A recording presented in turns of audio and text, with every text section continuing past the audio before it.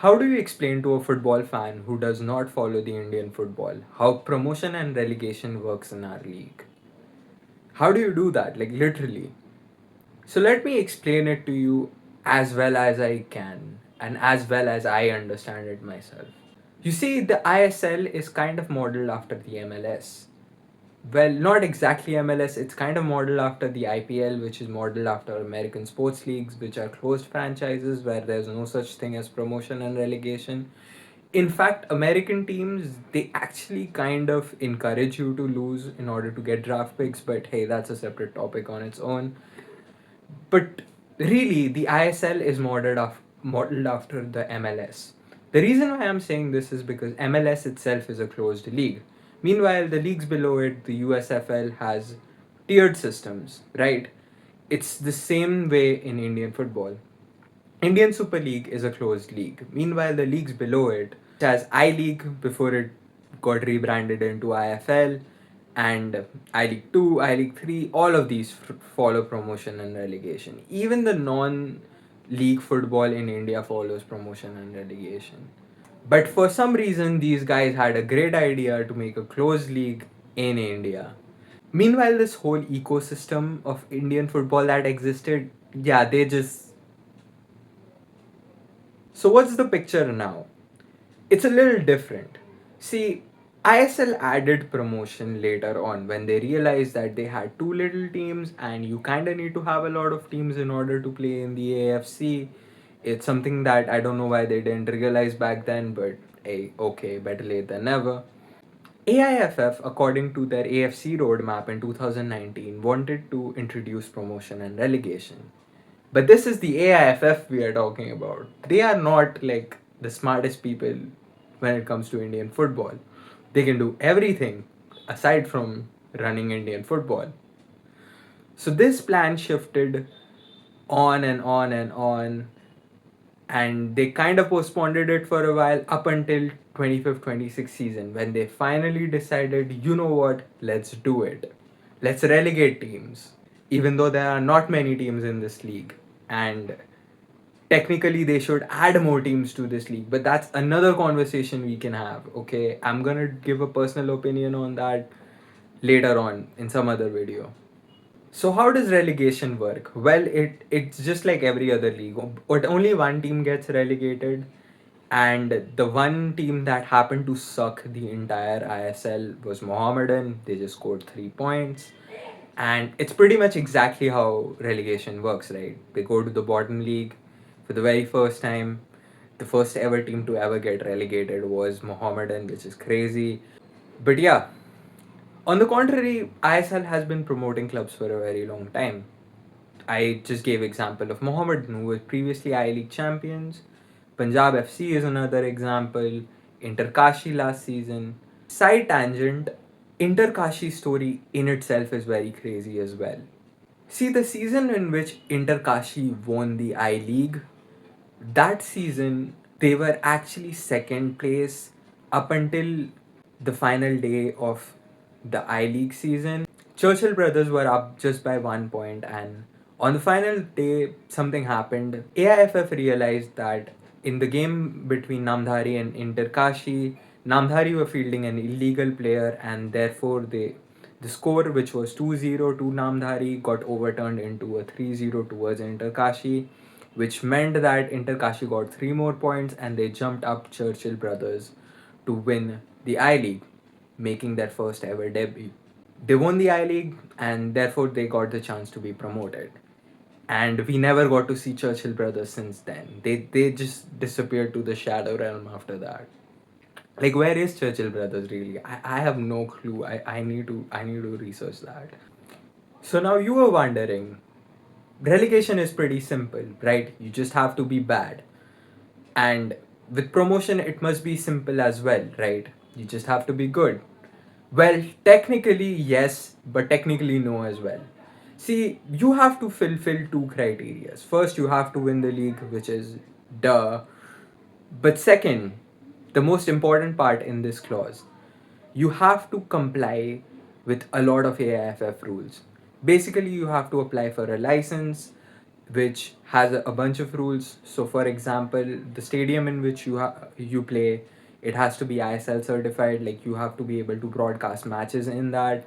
It has to have enough infrastructure to hold the broadcasting team. It has to be played under lights, a lot of light regulations, as well as they have to have their own training grounds and stuff like that. Another rule, which is also pretty important, is the fact that they have to be financially able to sustain their players. Like, they have to pay their salaries on time. They have to be financially capable enough to play in the ISL, which, fair enough, very mandatory, considering how almost everybody refuses to pay their salaries in Indian football. And finally, they have to have an AFC certified head coach, which you can get pretty much easily. Like, I don't think that's a big stipulation. But it really is. Like, we've seen Mohun Bagan get their licenses rejected. We saw 7 clubs get their licenses rejected previous year. I don't remember all of them, but I had heard that Mohun Bagan, Mohammedan, Kerala Blasters, clubs like these were in that list. The biggest club in ISL got its license rejected. So that should give you a lot of hope in terms of promotion and relegation for clubs smaller than them and with a way less financial power and backing compared to them. Now let's talk about the main protagonist of this story, okay? Diamond Harbour was a club that was founded in 2020 and only admitted to IFA competitions, Calcutta Football League, in 2022. This was due to pandemics. It made them delay their season slightly, but it kicked off right onwards. 3 promotions in 3 seasons straight. These boys pulled a Luton Town on us. I League 3, I League 2, and finally IFL champions in the 2025-26 season. Now, I want nothing to be taken away from Diamond Harbour for their 25-26 season. They had an amazing season. Kibu Vicuña was brought in to engineer this ISL jump, and he did his job. He did his part. There were some amazing performances by this Diamond Harbour side against some pretty good IFL teams.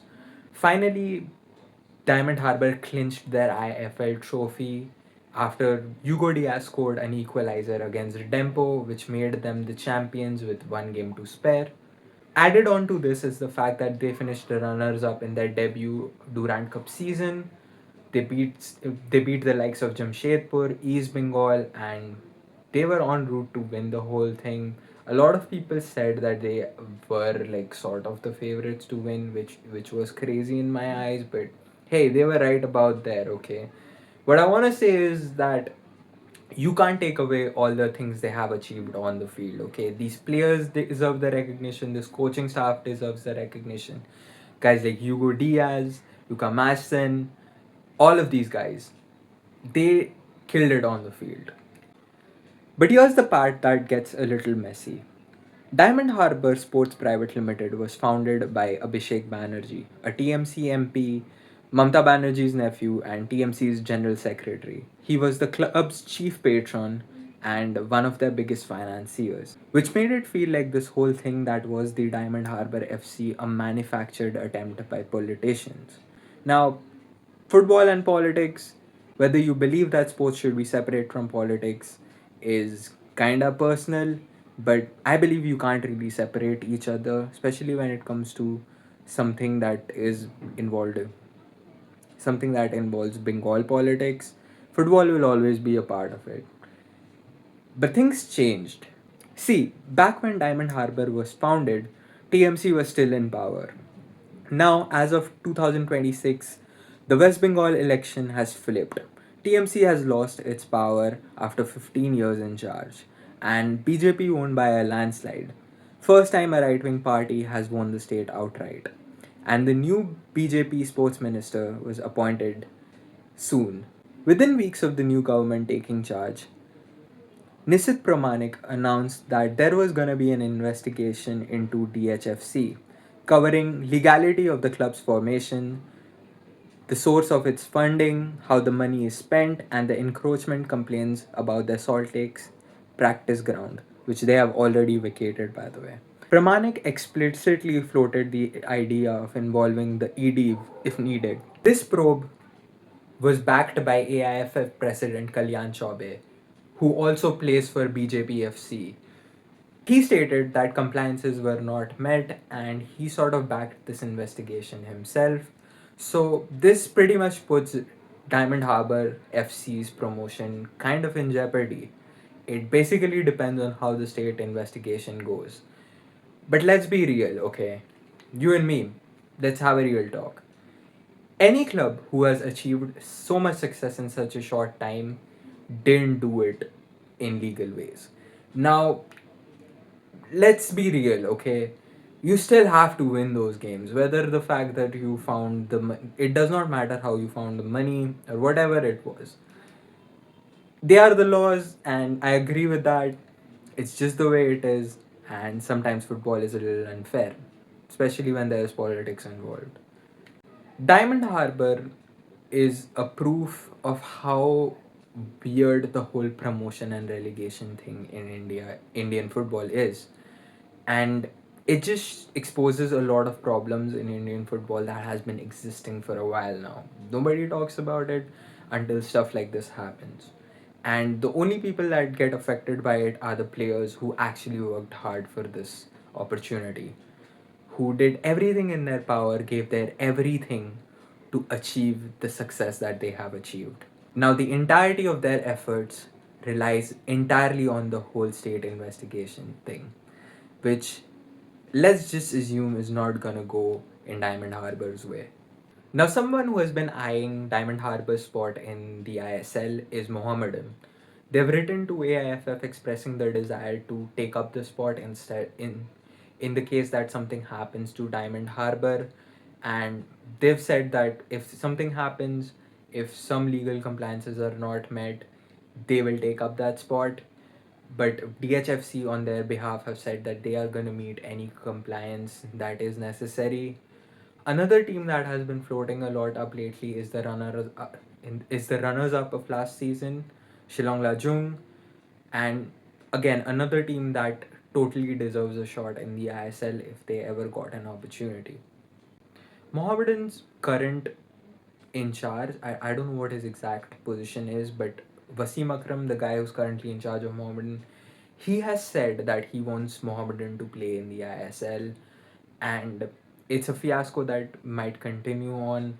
There is no guarantee on who's gonna play in the ISL next season, and that is one of the weirdest part about the whole promotion and relegation in Indian football.